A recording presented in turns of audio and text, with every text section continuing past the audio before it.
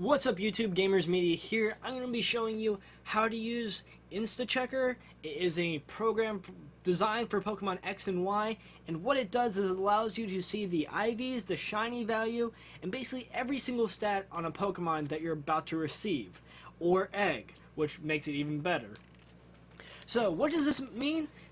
Well, every egg has a predetermined shiny value. A shiny value is basically the value or ID that a egg has, and every egg can potentially be a shiny egg, or a shiny Pokemon, not a shiny egg, but a shiny Pokemon. Now, my shiny ID is 635, I believe. If I receive an egg, any egg with 635 shiny value, it will automatically become a shiny Pokemon 100% of the time. And that is basically the code in the game saying this Pokemon will be shiny. Also, if you run into a Pokemon in the wild or just running in tall grass, well, of course that would kind of be in the wild, but those Pokemon also have the identical shiny value. If they have your shiny value, then they will be a shiny Pokemon. So that's basically the game code saying, well, this is the rate of it being a shiny and this isn't. So if you use an action replay, supposedly it basically interferes with that code and you can get shiny Pokemon that's not matching your ID. Thus, you're able to basically tell it's hacked or whatever you want to call it. And that's why the Pokebank is supposedly going to stop that. But here's a way to get perfect IV shiny Pokemon without cheating and just, well, I guess this is kind of an exploit of sorts, but either way, it works and it's freaking amazing. This also stops you from getting scammed. It does not work for the global trade system yet, but it might in the future, but that's still really iffy of sorts. But as of right now, it's an amazing tool for trading people online, that you're basically taking their word that a Pokemon has 5 IVs, 6 IVs. Someone says, I have a 6 IV Ditto, and you can basically be like, sure, show me the 6 IV Ditto, and you can immediately tell if he's lying or not. So, enough with the introduction to the program. We're going to show you how to install it and everything. First off, the download links are below. Just go to Smogon and click the download button. I'll have the other links provided below. You don't need to look at the rest of the post from here. So, you're going to want to go to your connection on your 3DS, and the reason why you're going to want to go to your connection is because you're going to need to wipe out all your previous connections. So here's my current connection. We're going to delete that. Now, your 3DS should have no connections whatsoever. If it has a connection, it will screw up this entire process. So, we're going to go to the computer now. What you need for the computer: if you're running a desktop, you're going to need to have a wireless card. Wireless card can cost you anywhere from $5 to $30. You can get one on eBay for about 10 bucks. Just search up wireless network card, and you can probably pick one up from Best Buy, Walmart, or any other basically computer store slash provider of sorts for about around 20 bucks. And in my opinion, it's definitely worth it. If you're going to get perfect stat Pokemon without having to get bullshitted, here it is. So, download the file, and it should look like this. Use WinRAR to extract it, and you'll get Instacheck Hotspot. Now, what is Instacheck Hotspot? It is basically a bridge. If you've ever bridged your computer from your computer to laptop to a wireless network, for example, let's just say my computer did not have a wireless card and all my Ethernet cords were broken. Well, I could use my laptop's wireless card via USB, because I could connect a USB cable to my laptop, right? And then it would transfer the internet service back and forth, and my laptop would be receiving the connection from its wireless card, thus making it a bridge of sorts. So, what this program does is basically identical to that. It basically takes your 3DS connection, and it receives it, and it sends it back and forth between your internet connection. So it's basically the middleman, and it gets all the information from both players. both players makes it amazing because you're able to tell what you're getting sent and what they're getting sent, and you're also able to check your IVs of your Pokemon, and it tells you exact IVs. Like, say for instance you have a 5 IV Pokemon, you don't know what that that 6th stat is. Well, that 6th stat could be a 5 or it could be a 30. It could be extremely near perfect. You don't know. Well, now you can figure that out. So we're going to click Instacheck Hotspot, open it up, and this is what you'll get. Now, network name, SSD, or SSID, doesn't really matter too much. Password doesn't really matter too much. Just keep them the exact same, because you're going to be the only one using this connection, I hope. If not, you can just always type it to whatever the hell you want. So, we're going to go back to our 3DS. And that failed. Let's see here. That, nope. So I'm going to have to reconnect that. Sorry, it sometimes does that. Game, bottom. And I'm using a 3DS capture card, not an emulator, guys. Which I know there'll be thousands of comments asking me, whoa, is that an emulator? No, it's a capture card. So, as you can see here, this is what you should be looking at on your, basically your 3DS screen. You're going to want to type in, or not type in, but you're going to want to click New Connection. Manual Setup. Search for an access point. Access points found. And you should get your connections, correct? Now you're going to go back to your computer. Now, what you're going to do is you're going to click Start Hotspot. What this is going to do is it's going to create a network for your 3DS. Or it's going to more or less create a wireless network that your 3DS is going to be able to access to or connect to. So create, and remember the password is 123456778. So pretty simple. Now we're going to go back to our 3DS, and we're going to refresh it.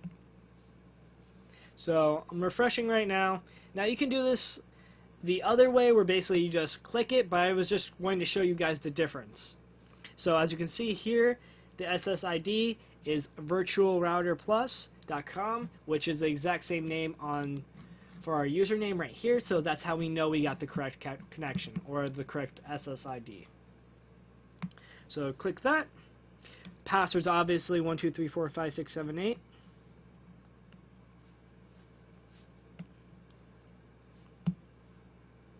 And now it's going to perform a test. Again, it is the bridge, as you can even see here, the 3DS and the internet and the access point. What this is basically doing is it's basically being the bridge between the two systems. Now, with it being a bridge, if you close out this program, it'll immediately disconnect you from the internet. So you do not want to close this program whatsoever. Just make sure it's always up while you're trading. Because if you destroy a bridge while you're on the bridge, it's not going to be good for you. Alright. So now we're going to go and start up Pokemon X or Y.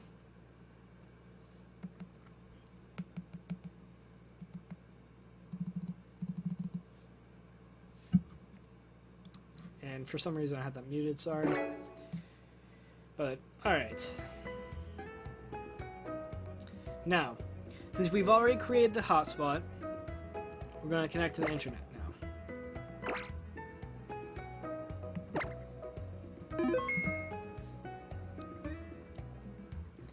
This should take about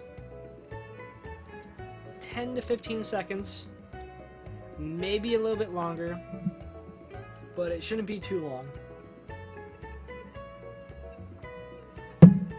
Since it is being bridged through the connections, it's going to take a lot longer than usually just connecting it directly to your wireless router.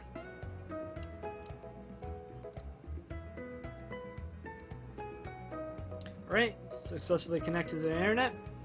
Perfect. Now, since we're connected, we can now basically start Instacheck. And now this pops up. So we can click Start Instacheck and we get this window right here. Now, this is the window that's going to tell you the values of everything. Okay? Now, since you're connected to the internet, the number one thing is, before you get into a trade, hit start scanning. And make sure this is on your connection. If you're using an Ethernet cord, or an Ethernet connection, which you have to because you're using your wireless card for this spoof method or for this bridge method, you're going to always want to make sure it's on local area connection or your Ethernet connection. Whichever it is on your Ethernet connection. Just make sure it's the Ethernet connection. Hit start scanning. Alright, so once you get into a trade and you hit start scanning, it will not work. It will not show you the values. But what you now need to do is you now need to get into a trade. But first off, let me go to my 3DS. Let me delete this window right there, and let me add a new window. Hi, YouTube! Alright.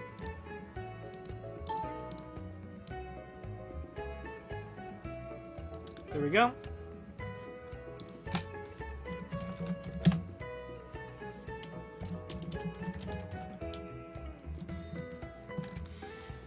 Alright, so as you can see previously, I have a chat box full of moderators and just random people here that are wanting to see the tutorial. And hopefully this guy has an egg.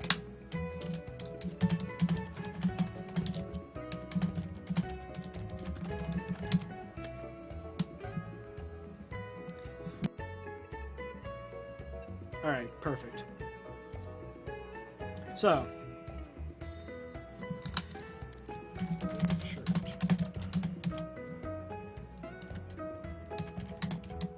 alright, so now when I show a Pokemon, its stats come up in the window. As you can see here, this is Killer's Pokemon, Vaporeon, ID 35289, SSID 44584, which basically those don't matter anything at all. Those are completely miscellaneous information. The main thing you want to see is the trainer shiny value, 639. Okay, so if this Vaporeon had a trainer shiny value of 639, which it has a trainer value of 2957, it would be a shiny. If those were changed, or if those were matching, I should say. Now, as you can see here, it is Nature Bold, Female, Leftovers, Water Absorb, HP 31, Attack 28.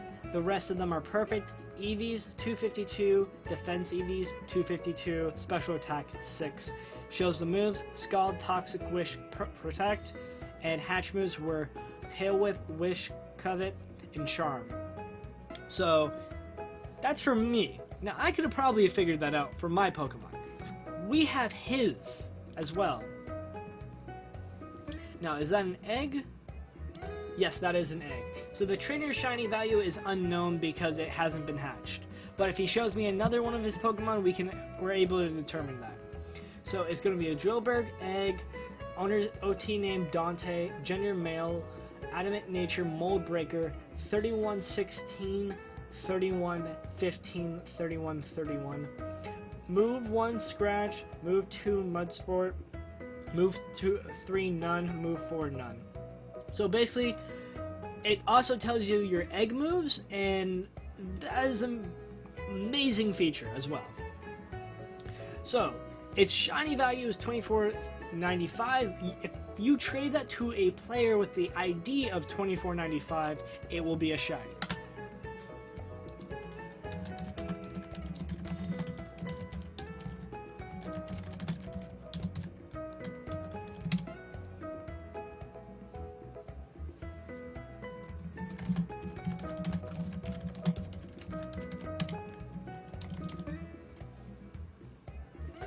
Alright, so this is a Scizor, HP 31, Attack 31, Defense 31, Speed 31, Special Defense 31.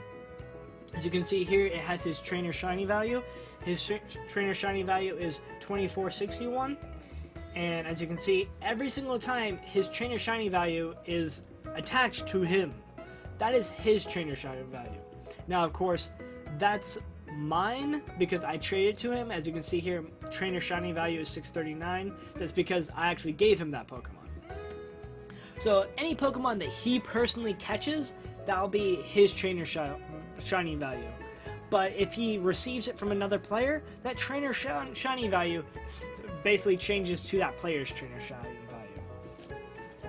So thus, you're actually able to give other people eggs, and it will basically stay that trainer shiny value. And if you have a matching trainer shiny value, it will become a shiny. I know that's kind of like mumbo jumbo, but I'm pretty sure most of you guys should be able to understand that. And really, this is probably the best program out right now. I believe it's still in the beta phase, but it's freaking amazing. It makes trading so much easier. You don't have to worry about people scamming you. You're able to check the Pokemon beforehand. You're able to check the IVs, even the EVs. Even the EVs. It's amazing. Guys, if this video helped you in any way, shape, or form, please leave a like, and make sure to comment, rate, and subscribe, because I'll be definitely doing more Pokemon videos. And also, I'm a big League of Legends fan, so I'll also be uploading League of Legends content daily. Or actually, I should say weekly. But, yep, guys, peace out. Gamers Media done.